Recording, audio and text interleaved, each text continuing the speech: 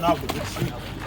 mureke kumfata ku ngufu mureke kumfata ku ngufu noneho nzaba mureke mbabwire ntabwo ducika mwana mureke kumfata ku ngufu noneho nzaba haneza sibyo nzaba haneza mureke kumfata ku ngufu ufashe ngo ingufu ze ni he ahangaha atwereka nyine ahangaha nta hose ni ku ngufu ikintu cyose ukoresheje umuntu utabishatse agufasha ku ngufu igihe cyose dukoresheje udashaka yo kuvuga ko ukunda kuno mutima wawe kandi tuvuge neza tuvuge neza n'ubwo kandi ari na byiza cyane narishimye kandi ahangaha hose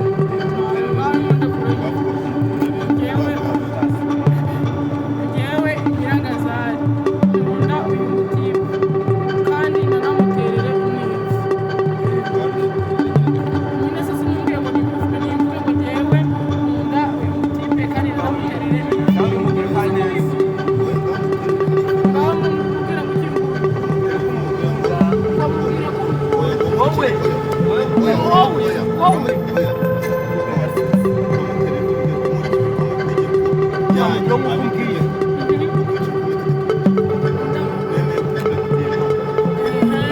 nemeye ko amategeko abitegeka nemeye gukunda didiye nkurikije amategeko yanjye n'uyu nguyu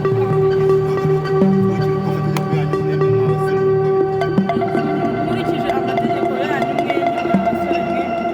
abitegeka nemeye gukunda didiye ntabwo bivuga ko wishimye ubuzima bwawe bwose ubuzima bwawe bwose sinakubwira wowe ubuzima bwawe bwose wowe ubuzima bwawe bwose sinakubwira ubuzima bwawe bwose ubuzima bwawe bwose sinakubwira ko yakubita ubuzima bwawe bwose ubuzima bwabwo ubuzima bwanjye bwose mbese sikunda kuvuga ngo waravuga ngo turi twaba dukize